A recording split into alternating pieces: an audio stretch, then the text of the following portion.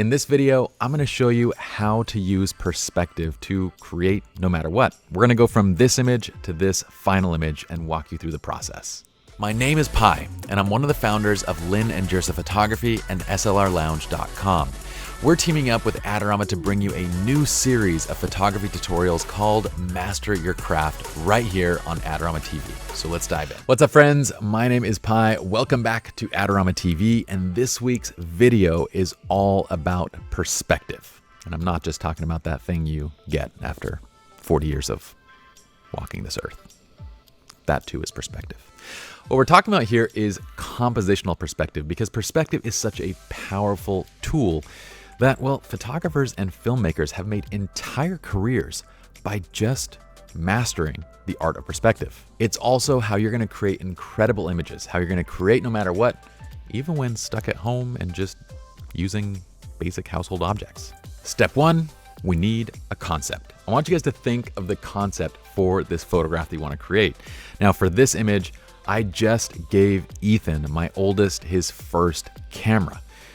He got a Canon 7D, which is a little bit overkill, but this is what happens when dad is a professional photographer and he gets hand-me-downs. You get overkill. So I thought it'd be fun to sort of create this unboxing shot that features Ethan with his first camera. Okay, so step two, think perspective. This is where we want to think of providing the viewer, the person looking at this photograph, to see the world from a different perspective. It could be getting high, it could be getting low, it could be shooting through something, whatever that might be. This is the step that we often glance over. And to give you an example of this and what it might look like, well, I just grabbed my camera, and this go around I'm having my youngest James stand in and pull a camera out of a box to show you guys what it looks like when we don't think of this perspective. Here I have this shot of James, and it's fine. For us as a family, it's cute, it's James, but for any viewer, they look at this and just go, that's kind of a walk-up shot. It's not offering any sort of unique perspective on this moment. It's simply telling a very basic story. So the perspective that I think would be fun and different to shoot from is from the perspective of the box, meaning what would the box see when it gets opened up and kind of sees the light, so to speak. At that point, we go to step three, which is getting the camera to that perspective. Now, in this case, I had to actually do a little bit of DIY work. So here's what you do. Go to Home Depot, you can grab a sheet of acrylic. They're fairly inexpensive. It's just a sheet of plastic that is clear enough to be able to shoot through. Next, go ahead and clean off all the excess dirt and dust. Make it as clear as possible to be able to shoot through. So I grabbed a box and then I taped it down to the acrylic, leaving just a nice little opening with a box that would actually hold things. From there, I placed packing peanuts into the box, and now we're good to go. So I just took it outside and I used two of my dining table chairs right in front of my garage door, and I placed it over the asphalt. I'm placing it over the blacktop because it helps to prevent any reflections that might be seen in the acrylic. If we place it over kind of white cement, we might see a lot of those reflections in the acrylic itself. You can also use like a black sheet. So you could just go out, lay down a black tablecloth or a black sheet and put everything on top of that. That'll also reduce those reflections. The blacktop was also burning hot since we did this in midday sun, so I put a pillow underneath me. My back was still on fire. At that point, I've completed step three. I've got myself and the camera into the right perspective. Now, step four, think exposure. We went to this place before we start messing around with the camera at all. Now for this, it's helpful to have your subject stand in so you can see the right mixture of shadow and highlight and everything.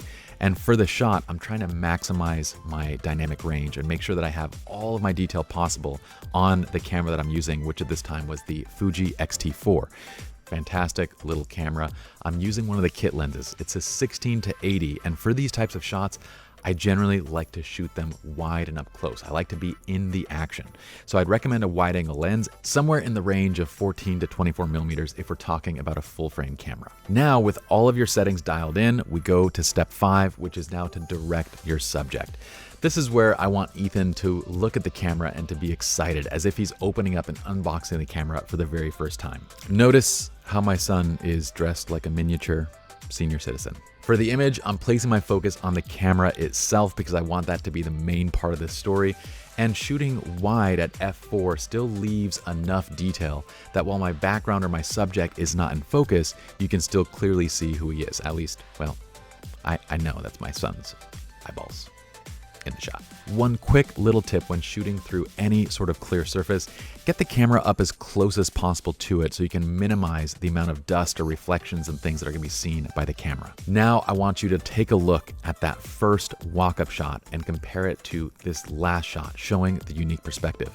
Because honestly, the only difference between these two shots is a few minutes spent in the planning process to conceptualize the image. The best part about all of this is the perspective. Well, it allows you to create fantastic images almost anywhere. We're standing right outside of my garage. I'm using nothing but the available light, and we end up with an image that's really fun and interesting. Perspective, well, as we say here on Adorama TV, allows you to create no matter what. I hope y'all enjoyed this video. Now, I just started up a TikTok account. You guys can find me at Born Uncreative on TikTok, where I'm going to bring you guys more bite-sized tutorials, and then we're going to bring those full tutorials here to Adorama TV. By the way, why Born Uncreative? Because, well, from my perspective, I believe that we're all born uncreative, and it's that journey towards creativity that makes the entire process worthwhile. In the meanwhile, please subscribe to the Adorama TV channel, like the video if you liked it, comment below, and I'll see you guys next week back here, same time, same place. Bye.